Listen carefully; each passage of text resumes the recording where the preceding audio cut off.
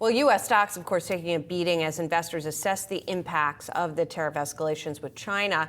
But let's talk about pockets of investing opportunities on the Chinese side. We got Crane Shares Chief Investment Officer Brendan Ahern joining us now. Brendan, as we watch KWEB, your ETF, very closely, it's actually up a little bit still on the year. We've seen some standouts, the likes of Alibaba, for example. But what happens now that these huge 145% tariffs have been imposed? Yeah, I think there's a little bit of unfortunately, we're stuck in this tit-for-tat retaliation. I think ultimately the Chinese government is taking the view that less than 3% of their GDP is represented by U.S. Trade with the United States versus 70 to 80% of the U.S. economy is dependent on consumption. So I think China's going to be much more focused on raising domestic consumption. There's a lot of talk about coming domestic consumption stimulus. That might actually come overnight. There's some rumors there.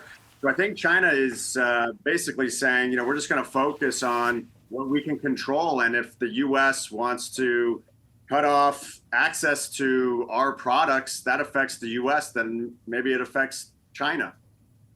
Brendan, correct me if I'm wrong, because I often am, Brendan, but I feel like last time we spoke, were you in the camp that believe, listen, at the end of the day, there is going to be a grand bargain made here between Trump and Xi? Am I right about that, Brendan? Was that your position? If it is that still your position? And what do you think the outlines of such a bargain could actually look like? Yeah, I mean, definitely we thought, President Trump is a successful business person, that this was the art of the deal, that he's expressed that he has a personal relationship with President Xi. Close advisors like Elon Musk are heavily exposed to China's economy and know China well. So we thought, there's a real recipe for a mutually beneficial deal to take place. I think other advisors in the Trump administration recommend taking a very hard stance out of the gate with these exceedingly high tariff levels, which, really, again, I think it's probably surprised the China side. But now that they know what hand has been played by the administration, I think they'll make a pivot toward domestic consumption, knowing that these tariffs really hurt the U.S. consumer potentially far more than it hurts the Chinese economy. And maybe this tactic from really, I think, promoted by certain advisors within the administration backfires on the U.S. Obviously, you've seen the reaction in the U.S. equity market. It's a very costly economics 101 lesson with trillions of dollars of U.S. wealth lost in instigating a trade war when they could have gone about it in such a different fashion. And so are there Chinese companies that you think are sort of better positioned while all this is going on? Well, I mean, it's self-serving and highly biased, but, I love the companies we hold within KWEB because they're geared to the U.S.-Chinese domestic consumption story. They basically have no revenue to the United States. I would caution that, there's rumors that does the administration try to put pressure on China by talking about ADR delisting? For that reason, we've really converted the vast majority of our KWEB holdings to the Hong Kong share class, where, it's something that we did a while ago, but I think investors, it's something that we're hearing talk about, do they go after? But again, we've seen trillions of dollars of U.S. wealth hurt by this tariff policy. The U.S. ADRs are held by U.S. investors. If you delist them, you do not hurt China. You hurt U.S. investors. It's really hard to explain some of the things that we're seeing out there. What are the actual probabilities you give that, Brennan, delisting? I mean, hopefully it's low.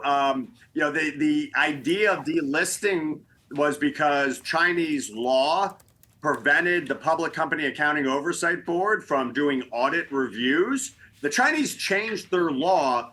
The PBOC and SEC have publicly stated the companies are complying.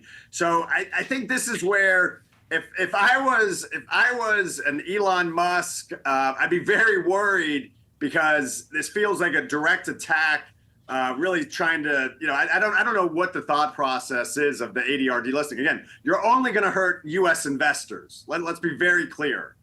So it seems a nonsensical approach. But again, it's why we've moved out of the U.S. lines where we can. Here's what, Brennan, just to get your response, here's what Kyle Bass said about on X. Here's what he posted. I would love to get your response. He said, we should have delisted Chinese stocks when the Communist Party of China refused to allow Western audits. Can you imagine how much fraud is hiding under those Chinese reported numbers? What do you say to that? Please visit sec.gov/HFCAA, because you will read the SEC on their actual website say that the companies adhere to U.S. regulatory standards after the PBOC went to China and met with their auditors, who, by the way, are companies called PwC, Ernst & Young, Deloitte & Touche, KPMG. I mean, talk about someone you should not listen that clearly has no idea what they're talking about. Let me ask you this, Brendan. There was an interesting piece in Barron's today. I want to get your take on this. And it was sort of gaming out what Xi's next moves could be. And they were listing things like he might finding ways to support his exporters, allowing his currency to weaken, maybe going after big American companies. What do you think? How would you rank probabilities there? What do you think his next moves are? I mean, are they going to devalue their currency by 150%? I mean, that hurts. That hurts Chinese households.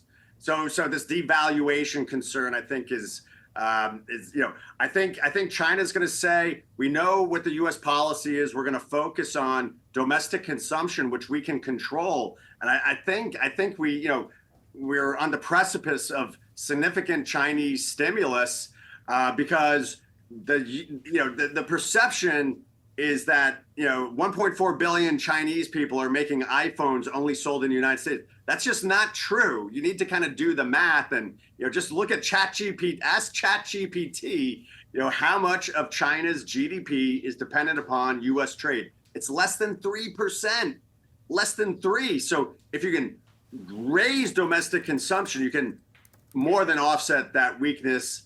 And again, I think this really, really hurts the U.S. consumer. I think you're really going to see already a contraction in U.S. consumer confidence.